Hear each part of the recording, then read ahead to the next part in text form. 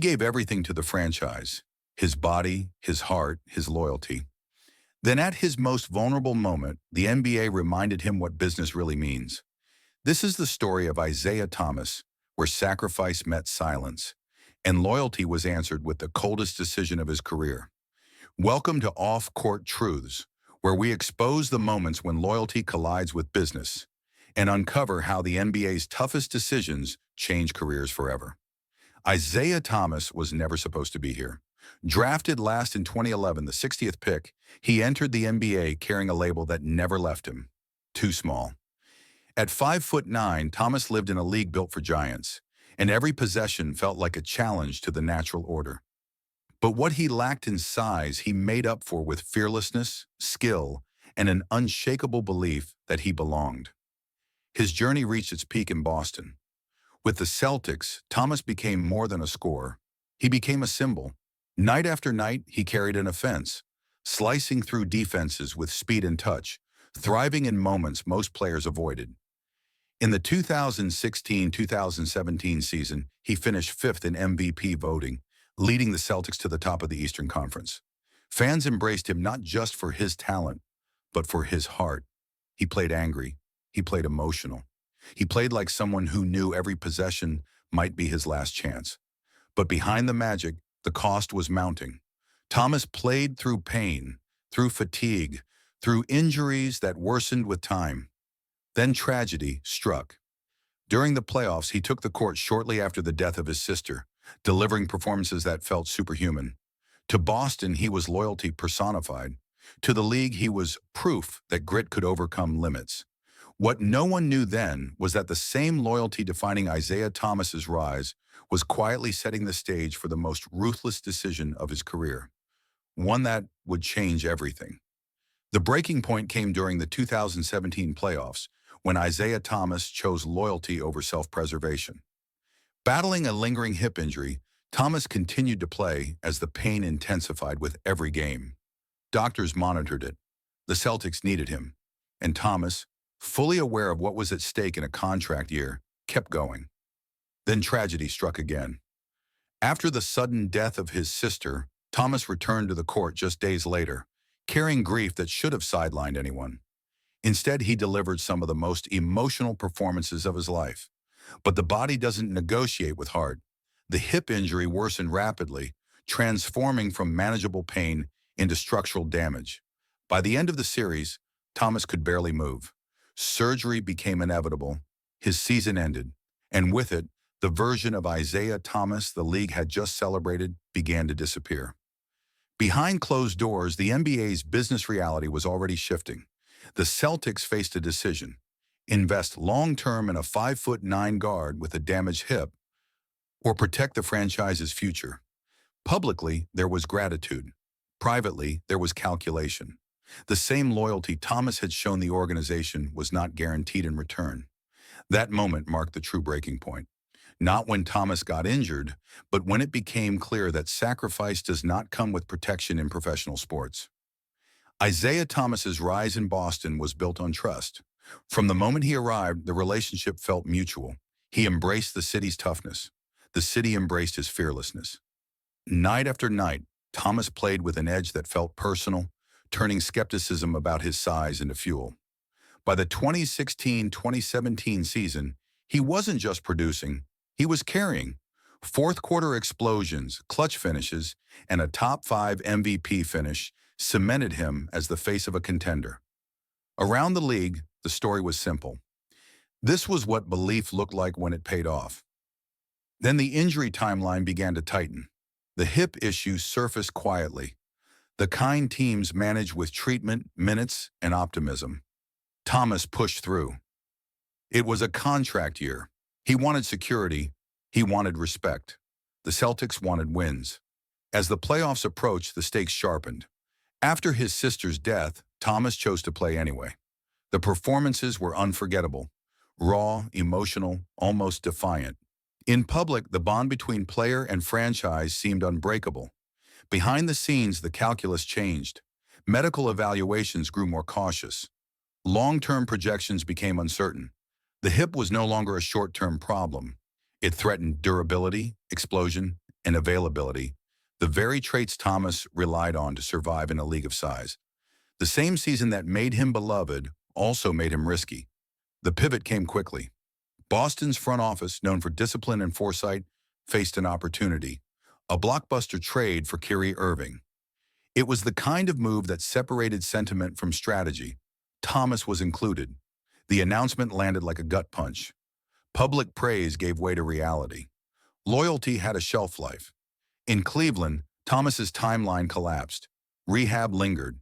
Return dates slipped. When he finally played, the burst was gone. The margin he once lived on, the split-second advantage, the fearless acceleration, had narrowed. The fit never stabilized. Roles shifted. Patience thinned. Within months, he was moved again. Each stop afterward carried the same pattern. Short contracts, limited minutes, questions about health. The league didn't question Thomas's heart. It questioned his body. And once that question takes hold, answers become rare. What followed was a carousel of opportunities that never lasted long enough to rebuild momentum. The narrative hardened. The player who once embodied belief now represented risk management. This timeline isn't about betrayal alone, it's about timing. Thomas gave everything at the moment his value was highest, and his vulnerability too.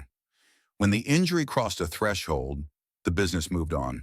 The story that began with trust ended with reassessment, reminding everyone watching how quickly roles change when health intersects with contracts. Isaiah Thomas didn't lose relevance because he stopped competing. He lost leverage because the timeline of injury outran the timeline of loyalty. To understand Isaiah Thomas's collapse, you have to understand the psychology of a player who survived by believing harder than everyone else. From the moment he entered the league as the final pick in the draft, Thomas learned that doubt was constant and security was temporary. His size meant there was no safety net. Every game felt like an audition. Every season felt like it could be his last. That mindset forged an edge that made him fearless. But it also made him vulnerable to overextension. In Boston, that belief became identity. Thomas didn't just play for the Celtics. He became the Celtics. Loyalty wasn't strategic for him. It was personal. Playing through pain wasn't a calculation. It was proof. When tragedy struck, stepping on the court felt like honoring something bigger than basketball. But that same emotional drive made it impossible for him to protect himself. Rest felt like weakness. Sitting out felt like betrayal. Psychologically, Thomas equated sacrifice with security. He believed that giving everything would guarantee stability in return. But the NBA doesn't operate on emotion. It operates on projection. Front offices evaluate what a player will be, not what he has been. When his hip injury crossed from pain into prognosis, the belief Thomas lived by stopped aligning with how the league thinks. The result was a fracture between self-worth and market value. Thomas still saw the player who carried a franchise. Teams saw uncertainty. That gap between who he believed he was and how the league now viewed him became the most painful injury of all. Isaiah Thomas wasn't naive. He was committed. And in a business that rarely rewards commitment without conditions, that became his greatest risk. Story 2. The climax of Isaiah Thomas's story arrived not with a press conference or a public confrontation, but with silence. After the trade to Cleveland, Thomas waited for clarity, for commitment, for reassurance that what he had sacrificed still mattered. It never came. Rehab stretched longer than expected. Return dates moved. The hip didn't respond the way it once had. And as weeks turned into months, the league's tone changed from concern to impatience. When Thomas finally returned to the court, the margin he once lived on was gone. The burst that separated him from defenders had dulled. The fearless drives now ended in contact without payoff. Coaches adjusted roles. Minutes shrank. The player who had once carried a franchise now struggled to stay on the floor. And in that struggle, something became painfully clear. The NBA had already moved on. The real breaking moment wasn't a missed shot or a bad game. It was the realization that loyalty had no negotiating power. Thomas had played through grief. He had played through injury. He had given the Celtics everything at the moment they needed him most. But when the risk shifted, sentiment vanished. No safety net appeared. No long-term commitment followed. That silence was louder than any headline. It told Thomas exactly where he stood, not as a symbol, not as a leader, but as an asset whose value had declined. In that moment, the truth crystallized. In the NBA, the window to be indispensable can close overnight, and when it does, sacrifice is remembered, but it is not protected. The consequences of that silence reshaped Isaiah Thomas's career in ways no box score could explain. Once the hip injury altered his explosiveness, teams stopped seeing a franchise centerpiece and started seeing a risk profile. Contracts became shorter, roles became smaller, opportunities arrived with conditions attached. Thomas bounced from team to team, each stop offering a chance to prove he was still the player he once was, yet never enough time to fully rebuild rhythm or trust. Financially, the cost was staggering. The max contract Thomas had been positioned to earn vanished. What remained were minimum deals and temporary commitments, a brutal reversal for a player who had just finished near the top of MVP voting. The league didn't question his heart or work ethic, it questioned durability. And once durability becomes the question, answers are rare and patience is thin. Public perception shifted as well. Fans who once celebrated his grit began to see his story as a warning about size, wear, and timing. Commentators debated whether Thomas should accept a reduced role or step away entirely. Each return attempt was framed as a comeback story, but none lasted long enough to change the narrative. Perhaps the heaviest consequence was internal. Thomas had to reconcile the gap between who he believed he was and how the league now treated him. The NBA had not betrayed him. It had simply done what it always does. It projected forward, and in that projection, loyalty was an expense it chose not to carry. Isaiah Thomas didn't lose his place because he stopped believing. He lost it because belief could not reverse the math of injury in business. Isaiah Thomas's comeback was never about returning to stardom. It was about refusing to disappear. After the league moved on, Thomas kept showing up, training, rehabbing, waiting for calls that came less often and meant less each time. He signed short-term deals, accepted reduced roles, and embraced opportunities that once would have felt unthinkable. The goal was no longer dominance, it was relevance. Each return carried the same weight. A brief spark here, a reminder there. A few games where the old rhythm flickered just enough to reignite hope.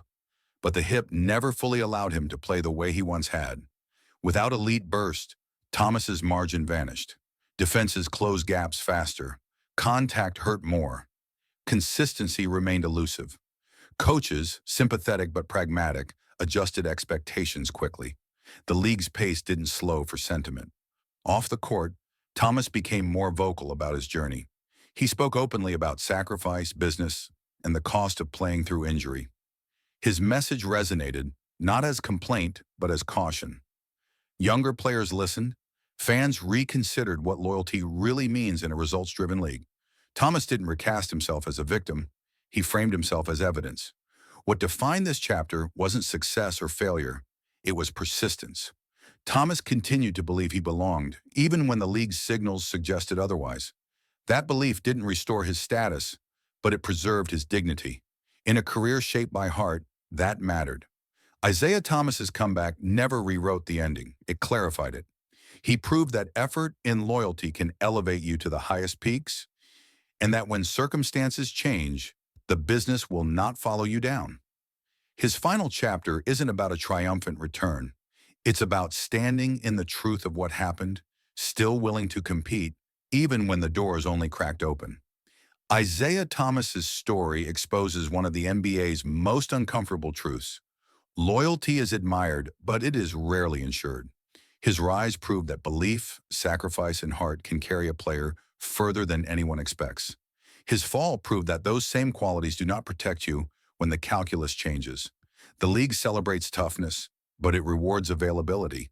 It honors sacrifice, but it invests in projection. Thomas did everything the culture tells players to do. He played through pain. He showed up in grief.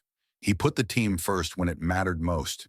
And when the injury crossed a line no one could ignore, the business responded exactly as it always does. Quietly, decisively, without apology.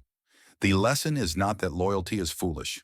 It is that loyalty must be balanced with self-preservation. In the NBA, belief can elevate you, but only health sustains you. Isaiah Thomas didn't misunderstand the game. He trusted it, and that trust came at the highest possible cost.